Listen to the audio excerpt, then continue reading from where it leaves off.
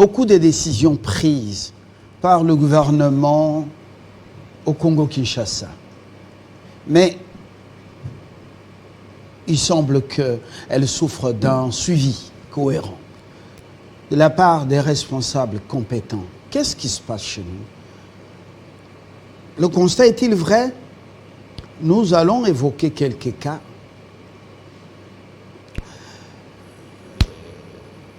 Au-delà d'une justice réellement au service du pays, au service de l'équité, au service d'une société prospère, parce que on dit la justice élève une nation, on déplore des décisions prises de manière tapageuse, mais qui souffrent justement d'une mise en pratique. Et cela par absence, semble-t-il, de manque de suivi. Georges Kapiamba était avec nous pour aborder ce sujet. Bonjour, Monsieur Kapiamba. Bonjour Fabien, bonjour à tous les téléspectateurs de Télé 50. Vous êtes le président de l'ONG ACAJ. Bien sûr. Chez nous, chaque jour, on prend des décisions. Ouais. Chaque jour, il y a des annonces. Mais on ne sent pas l'impact de toutes ces décisions dans la vie pratique. Ouais. Qu'est-ce qui se passe? Des hommes faibles ou des institutions faibles? Alors que les décisions, il semble que c'est parmi les meilleures. On a des meilleurs textes, Ouais. mais très bons pour les tiroirs. Vous faites ce constat malheureux avec nous. Quel est le vrai problème chez nous? Fabien, je pense qu'il faut commencer par rappeler que dans un état de droit comme le nôtre, quelle est la mission du gouvernement? Un État qui se veut État de droit. Alors nous Nous l'avons proclamé dans le préambule et à l'article 1er de la Constitution que nous, le peuple congolais, nous avons décidé de construire un État de droit au cœur de l'Afrique. Donc nous devons l'être. C'est vrai qu'il y a des résistances. Il y en a qui ne veulent pas s'engager dans cet esprit-là d'un État de droit. Et d'ailleurs, c'est parmi les causes qui justifient ce que nous déplorons ou les constats que nous avons faits, que vous venez de rappeler, selon lesquels plusieurs décisions sont prises au sein du Conseil des ministres, dirigées par le président de la République, annoncées avec pompe dans les médias, mais par la suite, lorsque nous faisons le suivi, le monitoring, l'observation de leur mise en œuvre, nous constatons qu'il y a un écart important entre les décisions, leur nombre, par rapport à celles qui ont connu d'exécution. Et donc, quelles sont les causes? Vous avez demandé s'il faut parler de la faiblesse des institutions, des hommes. Moi, je crois que, premièrement, il faut se dire que les lois peuvent être bonnes, mais si elles ne trouvent pas d'animateurs qui peuvent les mettre en mouvement, ces lois ne signifieront rien pour cette société.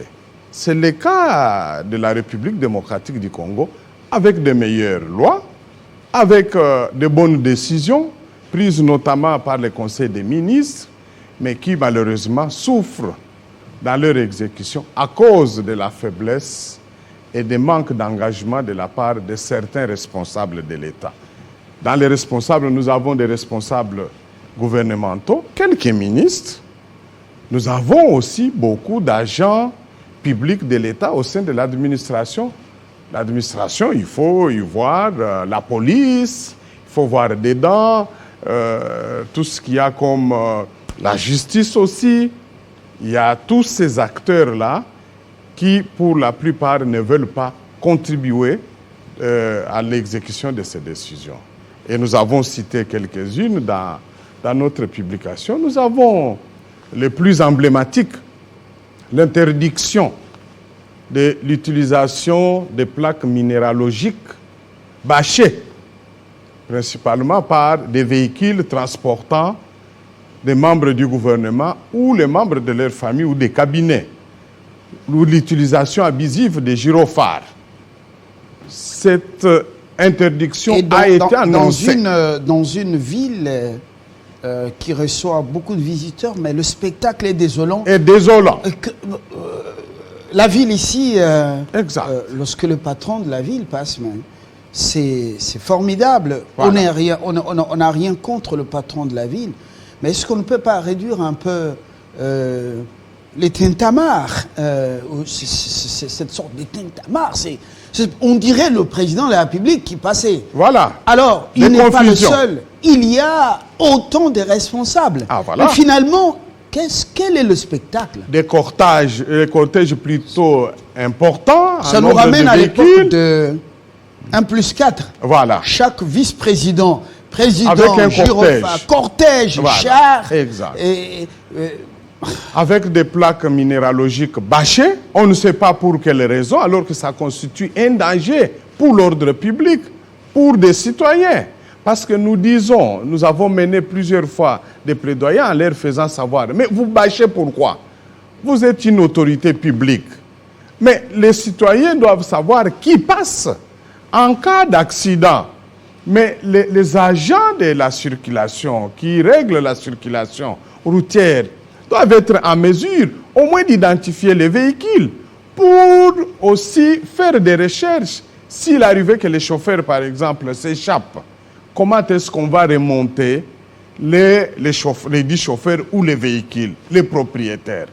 Comment on peut imposer aux autres citoyens de placer des plaques d'immatriculation sur les véhicules de manière visible et publique, mais vous qui êtes appelés à donner l'exemple, vous ne le faites pas. Vous bâchez. Cette mentalité est venue d'où? Pour quelle raison? Et pourtant, c'est un signe qui doit faire tiquer les agents de sécurité parce que c'est généralement des criminels qui recourent à ce genre de pratiques. Donc c'est inaperçu. C'est suspect. C'est suspect parce qu'on voudrait éventuellement agir, poser des actes et passer inaperçu sans être, par exemple, retracé. Deuxième décision. Comme si cela ne suffisait pas, Georges Kapiamba, les cortèges de responsables publics ne sont pas réglementés. Ces cortèges prennent le sens inverse. Deuxième mesure qui avait été prise, interdiction. Et le spectacle de la police qui les conduit, c'est un spectacle désolant. Mais on est où? Tout le monde klaxonne. Les ambulances, voilà. avec les spectacles qui est connu, les camions anti-incendie. Voilà. Les cortèges des responsables publics, donc des autorités, et puis le sens inverse là. Donc, vous demandez c'est quoi? Un désordre indescriptible. Les motocyclistes. Voilà. Et nous sommes dans cette situation, et la police qui a tenté à un moment donné de faire plier tout le monde à respecter les codes de la route, et ceux qui les font, quand vous êtes un plus haut responsable, vous êtes membre du gouvernement, vous vous permettez de faire ça alors que vous avez prêté serment de respecter les lois et règlements de la République. Je me suis toujours posé la question de savoir finalement, il se situe où? Soumis aux lois de la République ou au-dessus des lois de la République. Et donc, ça nous interpelle. Ça doit nous indigner, nous les citoyens. Parce que le gouvernement est là pour gouverner les affaires de la population, au nom et pour le compte de la population. Mais lorsque la population s'inquiète, comme nous le faisons, comme beaucoup d'autres le font, mais vous qui êtes gouvernants, vous devez quand même vous remettre en cause. Montrez-vous des dames et des messieurs exemplaires. Montrez-vous réellement que vous êtes républicains. Mais ils ne le font pas. Donc, nous nous sommes aussi inquiétés. Troisième décision, vous savez qu'il y a les dossiers épineux de la baie d'Ngaliema, pour lesquels le Conseil des ministres, dirigé par le président de la République, a décidé de faire détruire, démolir toutes les constructions érigées de manière indistincte jusqu'à aujourd'hui. La baie Ça fait plus d'Ingaliema, situez les téléspectateurs lorsque vous êtes sur Monjiba, l'avenue Colonel Monjiba, vers Kintambo Magasin, justement. Voilà. Il y en a qui disent rond-point Kintambo Magasin. C'est juste en face de Chani Metal. Exact. Voilà, c'est ça la baie. Toute la zone là. Il y a un supermarché gigantesque qui vient avec d'autres constructions et qui est opérationnel. Et nous sommes informés qu'il y a des citoyens qui se considèrent, eux, être au-dessus de la loi, qui ne cessent encore de menacer pour continuer avec leur construction. Et qui devaient exécuter. Et quels sont ces citoyens qui sont plus forts que la loi? Ah, mais oui, mais nous avons bien signalé qu'incessamment, nous allons publier la liste parce que nous avons constaté... Vous avez même la liste? Nous avons la liste. Est-ce que ce sont des personnes citoyens apparentes simples, des citoyens et non lambda, apparentes, comme on dit? Non, nous avons... Ah, ce sont des gros poissons. Ah, des gros poissons. Nous avons constaté que dans les personnes non apparentes, ce sont des gros poissons. Et vous comprenez pourquoi cette décision n'est toujours pas passée à l'exécution. Ce sont ces gros poissons qui gênent. Des riches d'hier ou de nouveaux riches? Il y en a, ils sont mélangés. Ah, ils sont mélangés. Mélangés. Surtout qu'on n'amène plus le capitaux. Quelques-uns d'hier, d'autres d'aujourd'hui. Dans les banques suisses et autres, voilà. Tout ça, américaines. Et ça doit retenir l'attention des agences de contrôle, des répressions des actes de blanchiment des capitaux. Mais l'agence qui est à la présidence de la République avec le pasteur Kamoudia, ou comment on l'appelle cette agence? La CSM, la coordination pour le changement de mentalité. Kambala, oui, Jacques Kambala. Comme changement de mentalité, lutte contre la corruption. Vous-même, vous aviez eu un atelier important avec des responsables venus du Congo profond. Et nous en avons parlé. Et c'était... Les résolutions, sur la j'étais également parmi les invités. Les résolutions, c'était, on dirait que, pour moi, c'était un paradis qui s'installait au Congo. Un État fort où il n'y a pas des grands et des petits, c'est-à-dire tout le monde devant la loi est égal. Mais apparemment, on ne leur donne pas les moyens de leur politique. Non. On ne leur donne pas assez de poids. Non, c'est-à-dire que les décisions, comme je l'ai mentionné, sont prises, mais il se fait malheureusement que dans cette mafia, et il faut l'appeler comme ça parce que ce sont des activités qui se font en dehors de la loi, contre la loi, et ceux qui y participent, malheureusement, figurent certains plus hauts responsables. En ce qui concerne la baie d'Ingaliema, il y a aussi des responsables religieux aujourd'hui qui bradent le patrimoine, comme ici à la Gombe, avec ces étrangers. Vous voyez ce qui se passe, les immeubles et autres, au mépris des textes également. Il y a des écoles qui sont confiées, maintenant attribuées aux étrangers, aux commerçants, des écoles, des élèves des guerpis, même les internats, avec la complicité des ministres, on les déguerpit pour les supermarchés. Vous êtes informés de ce qui se passe en Ngaliema. Nous sommes un centre de formation professionnelle. Exact. Avec la bénédiction des ministres. Exact. Où allons-nous finalement? Non mais monsieur Fabien, vous savez, vous avez oublié que... Moi je constate que la situation se dégrade davantage. Davantage. Et voilà pourquoi j'ai dit, nous Congolais, nous devons nous indigner parce que ça ne va pas. Mais vous savez qu'en parlant des écoles ou des immeubles de l'État, les gens oublient que la plupart des écoles spécialisées du ministère des Affaires sociales ont été spoliées, sont spoliées. On a rasé des écoles spécialisées pour les remplacer par des résidences. Et qui l'ont fait? C'est toujours des responsables de l'État. Des gens qui sont appelés à protéger les biens de l'État et travaillent contre l'État. C'est ça le problème aujourd'hui. Les terrains pour le divertissement des enfants, les terrains d'école, les endroits des écoles, les chefs religieux, les coordinations. Maintenant, c'est un bradage à un niveau déconcertant. Ça ne les intéresse pas. Regardez aujourd'hui la commune de la Gombe, il n'y a plus d'espace vert.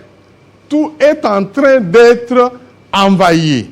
Mais vous avez suivi, nous avons alerté l'opinion sur les constructions qui sont envisagées tout au long de la rive tout au long de la rive droite, gauche plutôt, du fleuve Congo, tout au long de l'avenue des Nations Unies, à Gombe, l'espace vert. On dirait qu'on ne veut pas, ces responsables ne veulent pas avoir un seul espace vert. Tout doit être occupé pour y construire des immeubles à deux niveaux, 3 niveaux, et mettre des locataires pour se faire du fric. Donc, je vous assure que si on détruit même des temples, vous voyez, sur Lukusa. Ah oui. Sur Justice. Sur Justice. C'est Lukusa, non? Oui, sur Lukusa, la partie d'en bas. Justice après. Oui. Voilà, regardez comment on a détruit des temples. Oui. Temples, dans certaines parties, comme à Rome antique, vous ne pouvez même pas repeindre la fenêtre ou la porte d'une maison ou d'une bâtisse. Ouais. Mais les temples construits en 1920-1915, on les détruit. Un patrimoine, vraiment un patrimoine. Culturel. Pour montrer aux jeunes générations, voilà le temple qui a été construit en 1915, 1909. Les temples s'est détruit pour vendre ça aux étrangers et en faire des supermarchés. Alors je suis en train de me dire, comment nous devenons cupides comme ça? Alors, qu'est-ce qu'il faut faire? Je vous ai amené, j'ai extrapolé, je vous ai amené en dehors pour vous dire que nous vivons un spectacle désolant. Voilà. Les représentants légaux des églises sont dans des choses, les chefs religieux, et c'est compliqué. Nous revenons à la baie d'Ngaliema. Et donc, il y a des gens qui pensent qu'ils ont le droit d'occuper tout, de tout mettre au commerce. Parce que pour eux, les lois de la République ne sont faites que pour les faibles. C'est-à-dire ceux qui n'ont pas de pouvoir, soit pouvoir politique ou pouvoir financier. Et ça doit s'arrêter. J'ajoute une autre décision emblématique. Vous savez que vous rappelez que le Conseil des ministres avait décidé de ne plus accepter la présence des véhicules, des épaves, tout au long des artères, des avenues. Et c'est la Et on a même interdit au commissariat, le vice-gouverneur Ngobi Gekoko est en train de faire. Oui, tout le temps il est sur le terrain. Mais pourquoi il n'y a pas de suivi? Ah, mais il n'y a pas de suivi parce que parmi les bénéficiaires de cette situation, de cette fraude, figurent toujours ces hommes forts, malheureusement.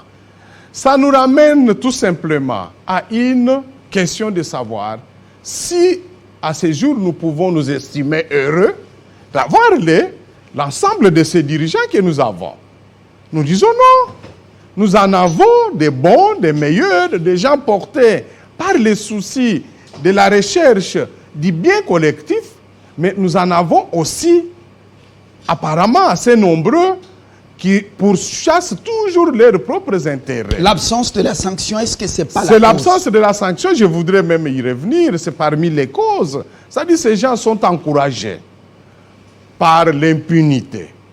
Parce que, je prends l'exemple des agents ou des responsables de la conservation des titres immobiliers ou des cadastres qui se permettent de délivrer des titres, des contrats de location, des certificats d'enregistrement, même sur les biens publics, les biens de l'État, sachant que ce sont des biens qu'on ne peut pas céder.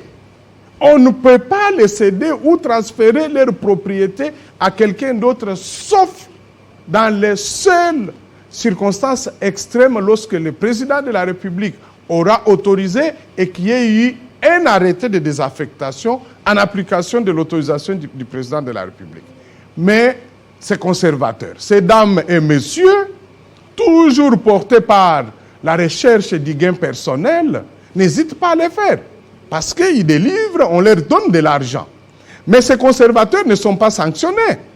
Vous allez voir qu'on démolit les constructions dites anarchiques, mais ceux qui ont donné des titres, des faux titres, parce qu'il faut les appeler ainsi, ne sont jamais sanctionnés. Donc ça les encourage. Voilà pourquoi nous revenons à cette exigence, à l'une des exigences c'est de pas l'état encore de droit. terminé. La liste est longue la avant sanction. d'arriver à la conclusion. Georges Kapiamba, Bien sûr. il y a d'autres décisions qui souffrent d'exécution. Ouais. Voilà, quand même, dans le domaine des transports. Oui, voilà. Mais il y en a beaucoup.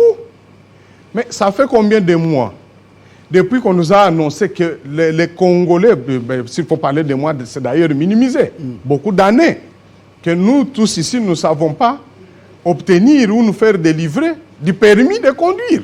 C'est depuis 2006, j'ai bonne mémoire. Ça doit être depuis 2017 ou bien avant que les Congolais ne peuvent pas avoir de permis de conduire. Vous Mais qu'est-ce allez qui se voir, passe? on n'a même pas une carte d'identité. Oui, la carte d'identité, on pourra peut-être nuancer en disant qu'entre-temps, nous avons une carte d'électeur qui est une carte d'identité provisoire. Mais en ce qui concerne le cette carte permis... d'électeur est piratée tous les jours ici. Il y a des gens qui entrent la nuit, à 2 h du matin, le matin, il est congolais. Ah. C'est ça aussi le problème. Voilà. Mais le permis de conduire, vous vous imaginez que c'est tout le monde qui est aujourd'hui en train de rouler sans permis de conduire. Et ça fait autant de mois, depuis qu'on nous a parlé de la délivrance du nouveau permis, cette mesure n'est toujours pas exécutée. Voilà pourquoi nous disons qu'il faudrait que ces plus hauts responsables expliquent quand même à la population qu'est-ce qu'il fait. Et celui qui a cette responsabilité en premier, nous nous disons, c'est le Premier ministre.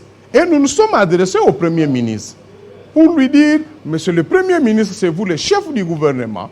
C'est le gouvernement qui a pris, à travers le Conseil des ministres, ces décisions. Évaluez-les. Établissez les responsabilités en ce qui concerne leur inexécution ou l'exécution fautive ou partielle. Il faut faire sanctionner. Et si il m'était demandé, moi, qu'est-ce qu'il faut faire? Mais la sanction peut être politique. Lorsqu'on constate que vous êtes ministre et que dans votre secteur, les décisions prises par le Conseil des ministres ne sont pas exécutées. Parce que vous n'avez pas fait le suivi, comme nous l'avons mentionné ici. Mais le Premier ministre a la responsabilité de présenter au chef de l'État, lui proposer la révocation du ministre. Voilà parmi les mesures qui doivent être prises.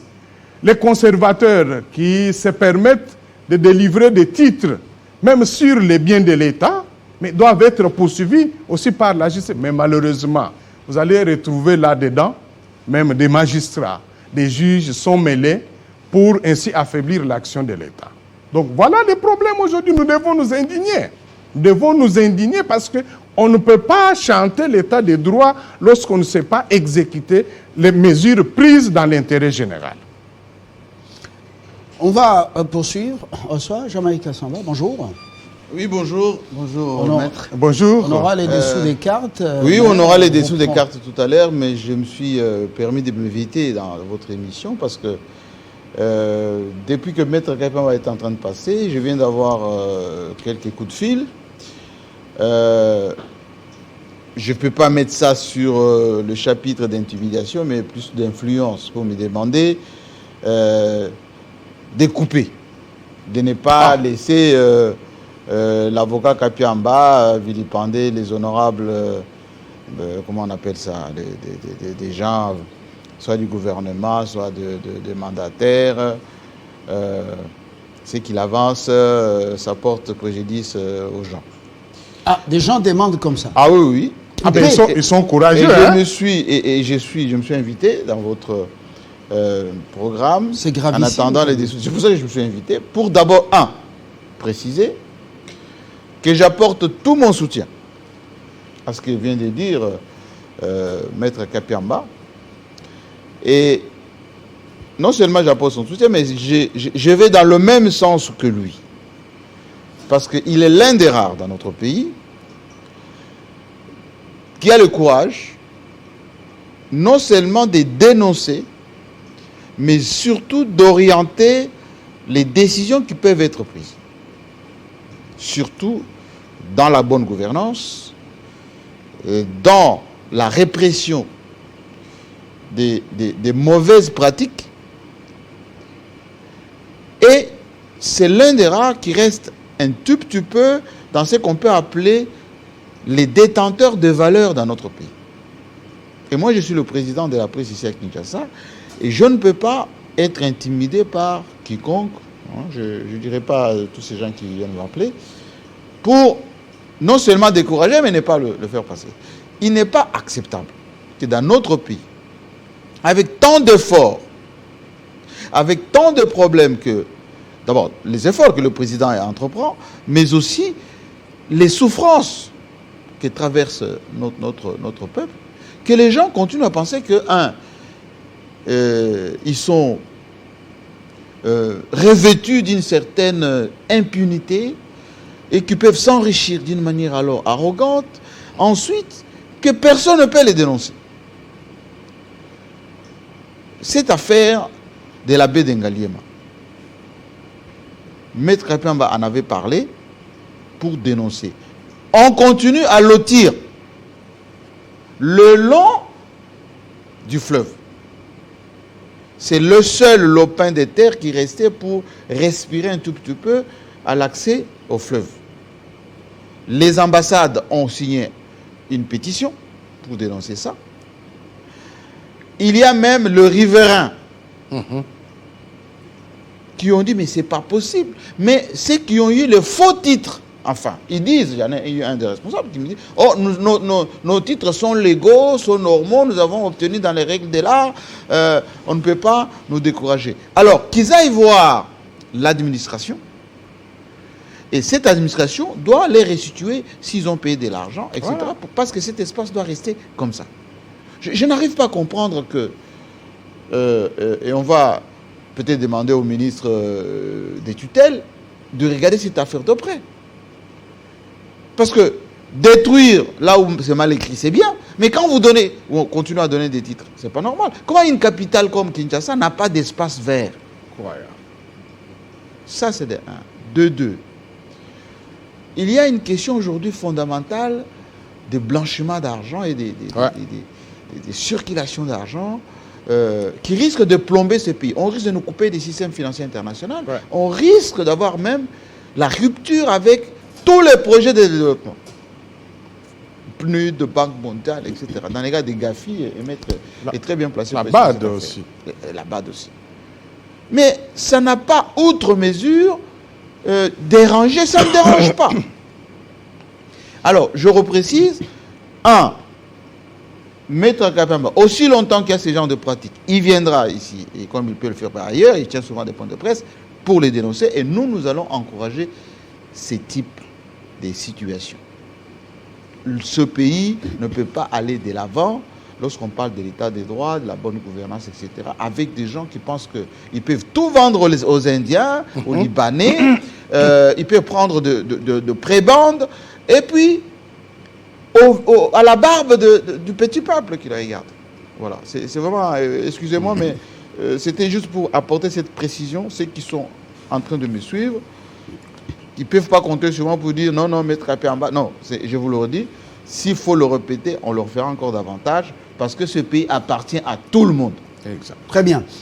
Moi, je craignais déjà, je pensais que vous êtes venu pour qu'on coupe, et puis voilà, qu'on enchaîne avec les dessous des cartes. Les dessous des cartes un peu plus tard. Voilà. Maître Kapiamba, vous avez le soutien de l'UNPC Kinshasa. Je m'en réjouis. Parce qu'à un moment donné, on vous collait l'étiquette d'être à cage pro. Bon, je crois que mais ça, quand même... non, mais avec le temps, on comprend qu'il était toujours dans le bon. En fait. Même hier, il y avait des gens qui avaient des mauvaises pratiques. Aujourd'hui, parfois des arrestations spectaculaires et tout ça. Maître Kapiamba, un des rares à dire, abstenez-vous de faire des arrestations. Parce que les ONG, les ambassades, les partenaires se vont toujours documenter tout ça. Ça porte atteinte à l'image de notre pays. Et puis, tout n'est pas toujours pour la case prison. Il faut aussi respecter la procédure. Exact. Voilà. Et donc, ce qu'il dénonçait hier, les gens pensaient que il allait changer, il continue à faire la même chose. Et voilà. Je pense que c'est son rôle. La société civile est là aussi pour empêcher les choses de se faire d'une manière de travers. Alors, l'impunité. Merci Jean-Pierre. J'allais juste apporter une petite précision. Je ne sais pas si M. Kapam vient nous aider là-dessus. Ouais. Il y a une forte pression en ce moment sur les mandataires. Qu'est-ce que ça veut dire? Les AI. Non seulement les AI, mais on va avoir des mises en place bientôt des mandataires. Les politiciens font pression pour que les mandataires, qui sont plus parfois des techniciens, etc., soient enlevés, qu'on nomme des politiciens à la tête des entreprises, Ah, voilà. pour qu'ils puissent préparer les élections de 2023 avec ce que cela va générer, et en même temps qu'on arrête avec la patrouille financière. Parce que la patrouille financière empêche que ces gens puissent commencer à dépenser des choses qui ne sont pas prévues, qui ne rentrent pas dans le cadre de ce qui est réglementaire. Et donc, il faut être très vigilant Ouais. sur les mises en place, parce que le président de la République, et je dirais même l'Union sacrée, etc., tous ceux qui se sont approchés du président, c'était pour en vue, s'ils ne se retrouvent pas au gouvernement, ils doivent aller dans les entreprises. On doit veiller désormais que la patrouille financière continue, que les gens qui ont montré quand même qu'ils ont été efficaces, qu'ils puissent continuer, et qu'on ne puisse pas nommer des mandataires politiciens. Répartition selon le quota des députés, etc., comme il est en train de se boutiquer en ce moment. Voilà. Et Georges Kapiamba, à ce niveau-là, certains mandataires AI ou AZ sont en train aussi beaucoup de servir quelques personnes dans la cour du roi et servir également certains politiciens qui leur disent oh, hier j'étais avec le président, j'ai mangé le foufou avec lui, voilà. Le trafic d'influence. On a parlé de toi, ton nom est sur la liste. Trafic d'influence, qui est l'une des formes de la corruption. Les gens doivent le savoir. Ceux qui se livrent à ça pratiquent la corruption. C'est-à-dire la démarche tendant à se faire octroyer un avantage indu ou en faire profiter à une tierce personne. C'est de la corruption. Mais ceux qui sont également dans la cour du roi, ouais, qui disent à certains membres du gouvernement, non, votre nom était déjà enlevé, mais j'ai tout fait, on a remis votre nom sur la liste. Maintenant, ils doivent être dénoncés. Vous pouvez vous rebeller contre l'autorité morale, mais servez-moi, vous allez rester. Ils doivent être dénoncés. Je vous rappelle qu'en 2019, la CAJ, nous avions adressé au président de la République une lettre ouverte de 6 pages. Je crois que nous allons la renouveler. Ah, c'était 6 pages, c'était pas 32 pages. Non, c'était 6 pages. En ce qui concerne la nomination des mandataires. Et je réitère la même demande que nous avions formulée au président de la République, de ne considérer que 2 critères, compétence et moralité. Éviter de nommer comme mandataires de l'État des responsables, des chefs de partis politiques lorsqu'ils ne répondent pas aux critères, parce que ça sera leur permettre d'aller faire main basse sur les caisses de l'État. Et en ce qui concerne la patrouille financière, nous allons tous veiller. Je suis content que la presse parle les trichements de Jean-Marie et il rappelait cette question. Nous devons nous battre. C'est un acquis pour la bonne gouvernance. C'est le droit de tous les citoyens d'avoir des institutions qui fonctionnent, des mécanismes qui permettent au moins de protéger les biens communs. On ne peut pas mettre fin à la patrouille financière à travers l'IGF. D'ailleurs, d'ici le mercredi, je sais que les membres de la Cour des comptes vont prêter serment. Ça veut dire que les dispositifs vont se renforcer. Nous devons, vous et nous... L'IGF aussi doit être contrôlé. Ah, mais la Cour des comptes va se mettre finalement en mouvement pour contrôler tout ce qui n'était pas contrôlé. Le contrôle doit s'étendre à tout le monde, à tout celui qui manipule les biens de l'État, l'argent ou les biens immeubles ou biens meubles. Je vais compléter, maître. Il y a aujourd'hui, et je suis obligé de le dire maintenant, la pomme de discorde, c'est l'appui au ministère des tutelles. Ah ouais. Les entreprises du portefeuille, depuis toujours, ont toujours prévu dans leurs dépenses une quantité qui est reversée au ministre ou au ministère des tutelles par l'entreprise sous la tutelle. C'est une pratique de corruption, oui, interdite même par l'ancien Premier ministre Ilunga Ilunkamba. Et j'ai sa lettre qui a interdit formellement aux mandataires de donner de l'argent à leur tutelle. Alors, c'est de la corruption. IGF est arrivé avec la patrouille financière, ils ont supprimé cet appui exact au ministère. Et d'où l'agitation de beaucoup de ministres en ce moment. Voilà. Pour dire non, IGF, il faut que ça s'arrête parce que ils empêchent les mandataires de fonctionner, etc. Parce que les mandataires, à chaque fois, ils renvoyaient soit aux autorités morales, soit au ministre des tutelles, 50 000 $, 100 000 $, Ouais. pour appui au ministère. Et c'est avec cet argent que les ministres, que les autorités morales géraient les histoires politiques, Voilà. entretenaient leurs cours, etc.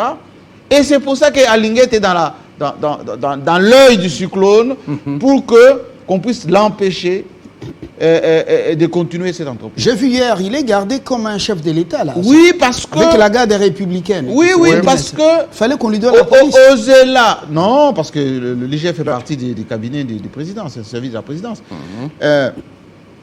Au-delà des fétiches, il y a maintenant des cabales, il y a maintenant...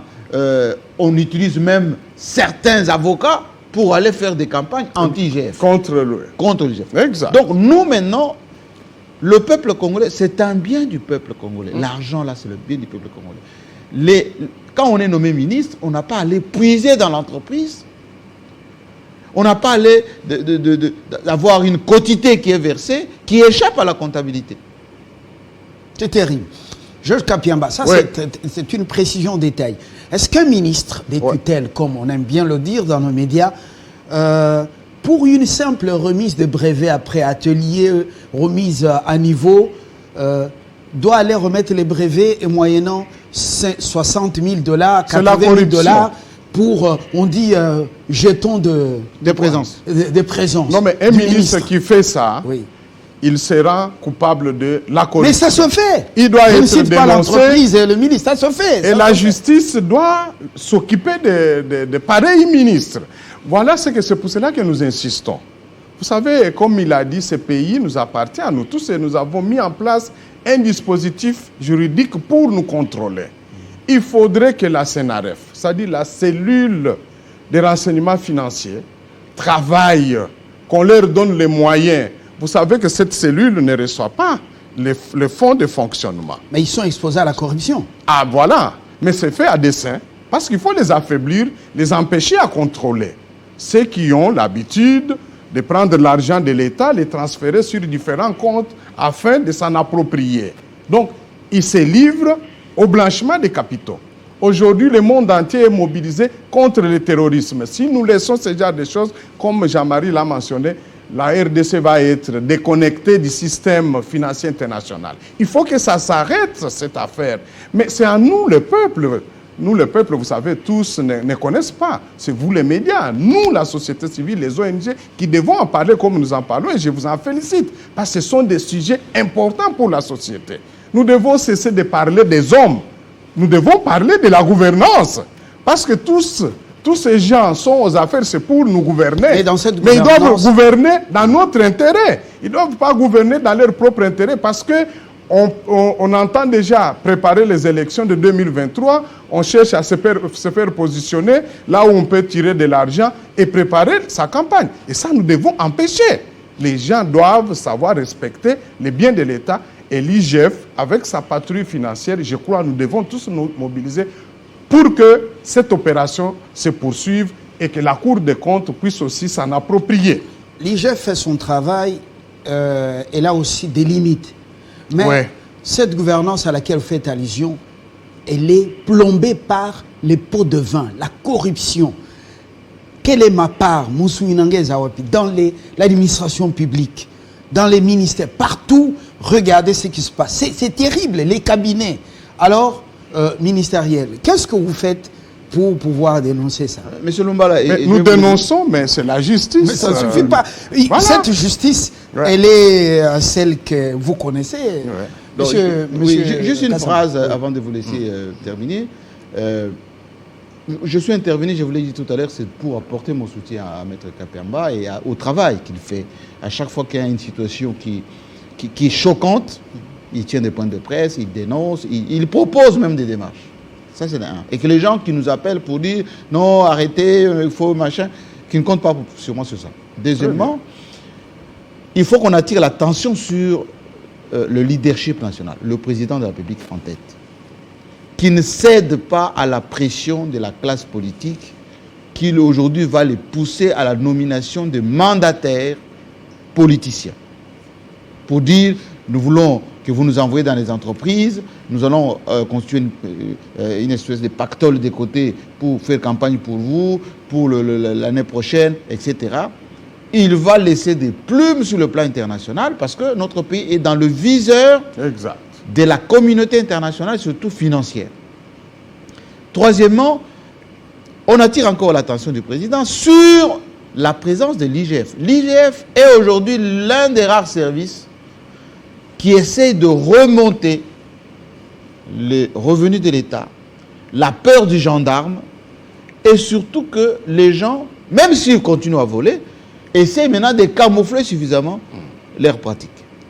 Et donc, notre travail, que nous allons continuer à le faire, c'est un, de dénoncer, deux, de suivre de près tout ce qui se passe, et les cas échéants, si quelqu'un n'obtempère pas, on sera obligé de faire appel à des gens comme Georges Kapiam avec Akaj, etc. Ils vont se constituer partie civile pour faire ce genre de choses parce que ça y va de la vie de nos enfants, de la génération future, de l'image de notre pays. Et c'est du Congo dont on parle. Ce n'est pas une affaire de régime, de Tshisekedi, non, etc. Pas du tout. C'est du Congo. Les gens se sont approchés de Félix Tshisekedi pensant que c'était une espèce de blanchisserie et qu'on n'allait pas le poursuivre, qu'ils allaient continuer avec leur sale besogne, etc. Et c'est ce qui plombe notre pays.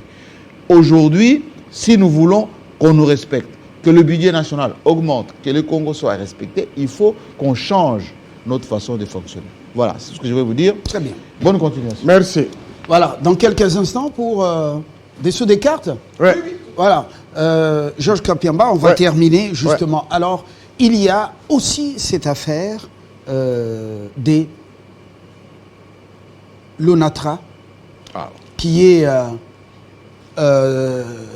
tout simplement qui est resté une sorte de coquille vide. Qui ne produit plus rien. Oui. On lui a pris tous les ports. Hein? Oui. C'est aussi, c'est parmi les décisions que je n'ai pas évoquées. Le Conseil des ministres a décidé de la fermeture de tous les ports frauduleux, privés. Parce que ces ports se permettent de faire de la concurrence déloyale à la SCTP, établie en violation de la législation nationale, jusqu'au départ des maréchals.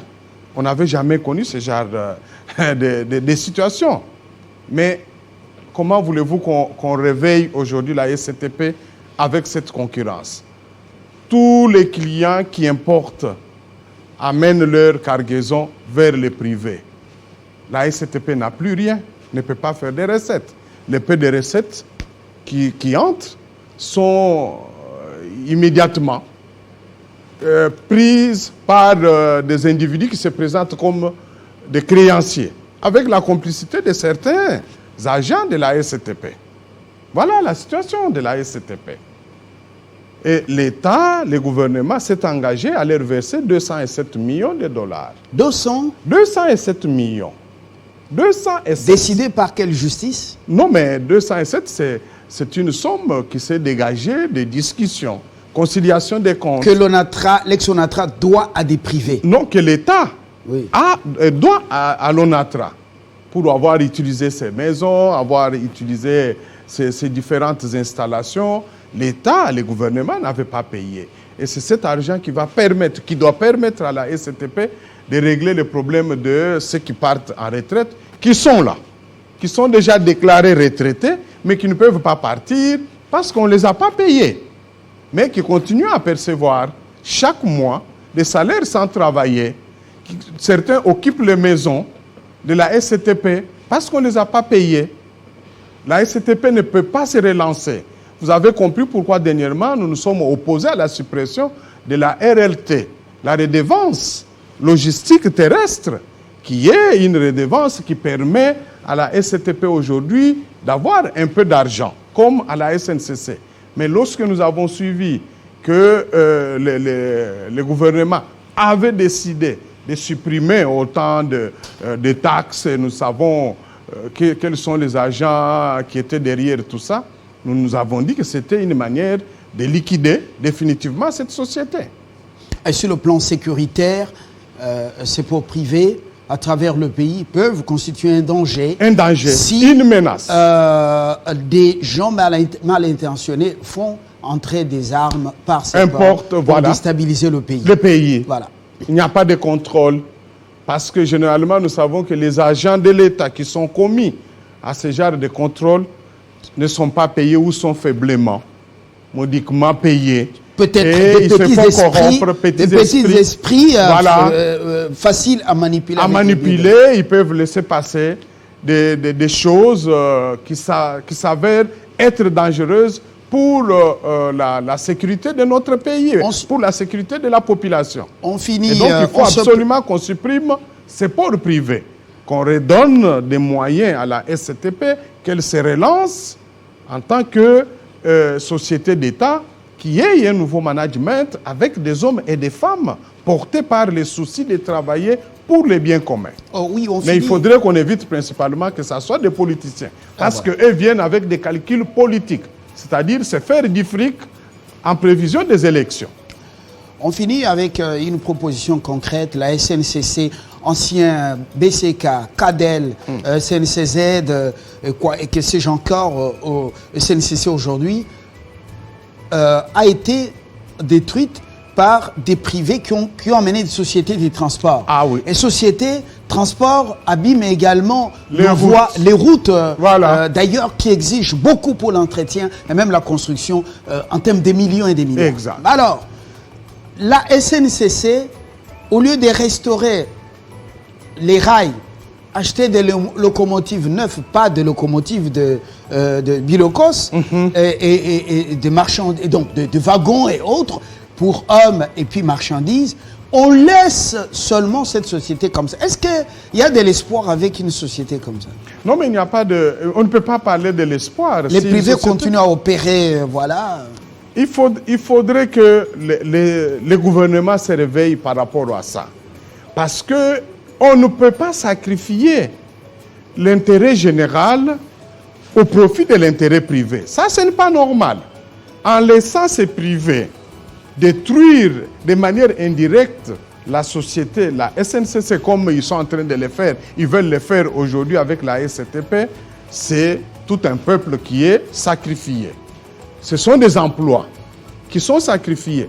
Rappelez-vous qu'à l'époque, lorsqu'on était en train de morceler les concessions minières de la GECAMINE, on nous avait vanté des emplois, qu'on allait créer beaucoup d'emplois.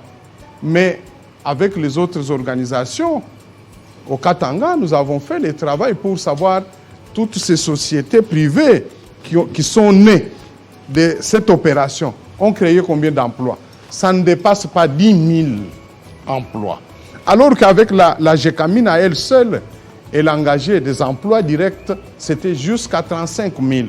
Quand on ajoutait avec les emplois indirects, on arrivait à 50 000, 60 000. Mais aujourd'hui, ils sont en train d'exporter jusqu'à 1 500 000 tonnes cuivre plus le cobalt. Quel est le niveau de leur contribution au budget de l'État? Ça ne dépasse pas 20%. Et pour le mois finissant, alors que la GECAMINE arrivait jusqu'à 70%. TFM, la production du cobalt a doublé. Alors, a doublé, mais là, il y a des problèmes. Nous devons aussi nous inquiéter pour l'avenir de la TFM. Parce qu'il y a ces différends qui opposent les associés au sein de la TFM, la GECAMINE, à CIMOC, qui risquent de faire paralyser totalement cette société qui existe, qui a repris pratiquement la place de la GECAMINE avec tous les emplois. Et si elle est paralysée, ce sont des hommes et les femmes qui vont être renvoyés au chômage. Et ça va entraîner de l'insécurité. Merci d'avoir sonné. Mais je voudrais terminer par rapport à l'alerte de Jean-Marie pour dire à nos compatriotes, ceux qui ont tenté de faire cette pression, qu'ils se sont trompés de porte. Ils doivent savoir que la détermination des Congolais aujourd'hui par rapport à la bonne gouvernance dépasse totalement ce qu'ils considèrent comme intimidation. Et que dénoncer la corruption, le détournement des deniers publics, le blanchiment des capitaux, doit devenir aujourd'hui une cause nationale. Chaque Congolais, chaque Congolaise, là où il se trouve, dans sa sphère d'intervention, doit savoir en faire une chanson de tous les jours pour que ce pays puisse prospérer dans l'intérêt de nous tous. Il faut la volonté, il faut également traduire cette volonté par des actes. Chacun individuellement, ça pourra marcher.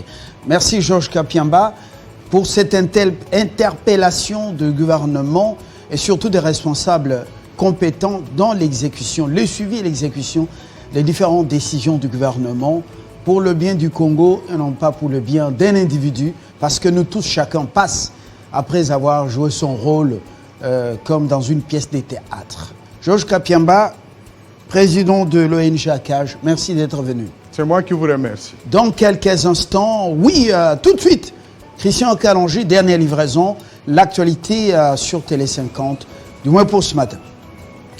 Bienvenue à vous tous, place à l'actualité, mesdames et messieurs.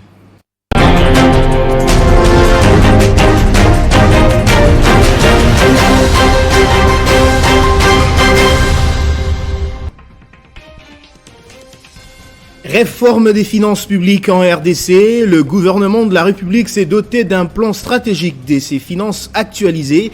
Il s'agit d'un nouveau logiciel de gestion des marchés publics. C'est le président de la République, Félix-Antoine Tshisekedi, qui en a donné le go. Au moins 5 civils ont été tués dans une nouvelle incursion des ADF lundi à Maniama, à 20 km d'Oïcha, chef-lieu du territoire de Béni, dans la province du Nord Kivu.